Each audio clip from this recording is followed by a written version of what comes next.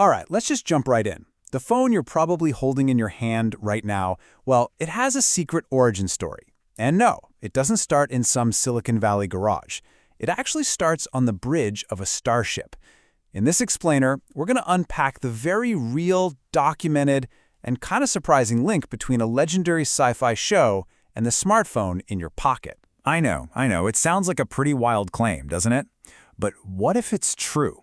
Could a prop, literally a piece of plastic and metal dreamed up for a 1960s TV show, have been the actual blueprint for the phone you use every single day?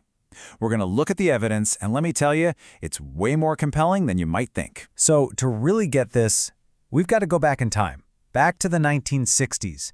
I mean, picture a world with no internet, no mobile phones, nothing like that. And let's see how a simple TV prop managed to plant this incredibly powerful vision of the future in people's minds. And here it is, September 8th, 1966. The world gets its first look at the Star Trek communicator. Now remember, this wasn't a product you could buy. It was a prop designed by a guy named Wah Chang. But it was so much more than just set dressing. You know, it was almost like a character on the show, promising this amazing future where you could talk to anyone, anywhere, instantly. And when you look at the specs of this thing, it's kind of shocking how spot on it was. I mean, think about it. It had a compact clamshell design. Check. Instant long-distance communication. Check. Voice activation? Double check. That iconic little flip-open motion? That wasn't just cool TV magic. It was basically a promise, a spec sheet for what a personal communicator should be. Okay, so we've got the vision, we've got the promise. But how do you get a fictional gadget to jump off the TV screen and into the real world? Well, that's where our story introduces an engineer who literally saw the future on his TV and decided, yeah, I'm going to build that. And folks, this right here, this is the smoking gun. This isn't just some fun story someone made up. This is a direct quote from Martin Cooper, a top engineer at Motorola at the time. He said it in a documented interview. He straight up says, "We were watching Captain Kirk, and we said, we have to create that." It doesn't get any clearer. This isn't a fan theory. The inventor himself confirmed it.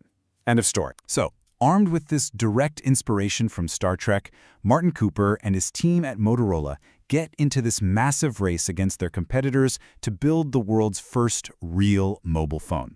And this race, well, it all leads up to one of the most legendary moments in the history of technology. And then, it happened. It became real. Martin Cooper is standing on a street in New York City, and he makes the first public mobile phone call in history. And who does he call?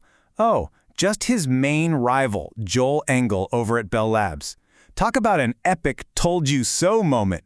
His first words were basically, "Joel, it's Marty. I'm calling you from a real handheld portable telephone." The dream, right there, became reality. But that first reality was, heavy. Seriously. The phone he used, the Motorola Dynatac, weighed 1.1 kilograms. That's almost 2.5 pounds. It was basically a brick. Just imagine that compared to Captain Kirk's sleek little communicator. It's such a great reminder that having the vision is one thing, but actually making it elegant and, convenient, that takes a whole lot of work. All right, so it's really tempting to just say, case closed, Star Trek invented the cell phone, but that's not exactly the whole story. To really get it right, we have to pull back a bit and give credit where credit is due, because the science behind all this was already in the works. Yeah. Long before Captain Kirk ever said, "Beam me up," scientists were already chipping away at this problem. In fact, get this. Bell Labs, the company Martin Cooper called to gloat, they had been working on the basic ideas for cellular networks all the way back in 1947. So the deep, hard science, that was already well underway. So what's the deal then? How did these two things fit together? Well, the best way to think about it is like this. Bell Labs was working on the how.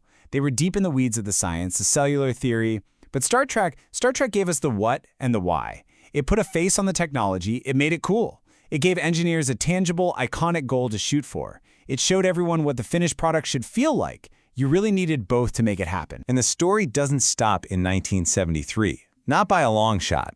The echo of that little TV prop would keep influencing phone design for decades. I mean, you can just trace this perfect line right through history. You've got the communicator on screen in '66, then the first call in '73. Fast forward a couple of decades, and the same company, Motorola, finally nails that clamshell design with the StarTAC. And then, that other dream, just talking to your device. That becomes totally normal with Siri in 2011. And let's talk about the StarTAC for a second, because the connection there is just so obvious it's brilliant. I mean, the name alone, StarTAC? Come on. That was a total nod to Star Trek. It was the world's first real flip phone, and it basically took that design from the Enterprise and put it into millions of pockets. Even Motorola's marketing at the time hinted at the Sci-Fi link. They weren't hiding it. They knew exactly what they were doing. And what about that other huge feature? Just talking to your device. You know, on the show, Captain Kirk just flips it open, says Kirk to Enterprise, and bam, it works. For us, here in the real world, it took a full 45 years from that first episode before saying Hey Siri or OK Google was something we could all do. It just goes to show you, fiction really did set the bar for what reality had to achieve. So all of this brings us to one last, really interesting question. We've got the design, we've got the voice commands. In a lot of ways, our phones today are way more powerful than what Kirk had. So, what's left? What's the final frontier for our real-life communicator? Well, there is one huge, fundamental thing that Captain Kirk's communicator had that our phones still don't. Total freedom. Think about it.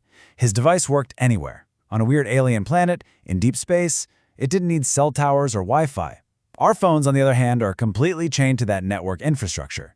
And achieving that kind of true independence, that freedom from the network, that is still the holy grail. That's the real final frontier in this quest to turn science fiction into science fact.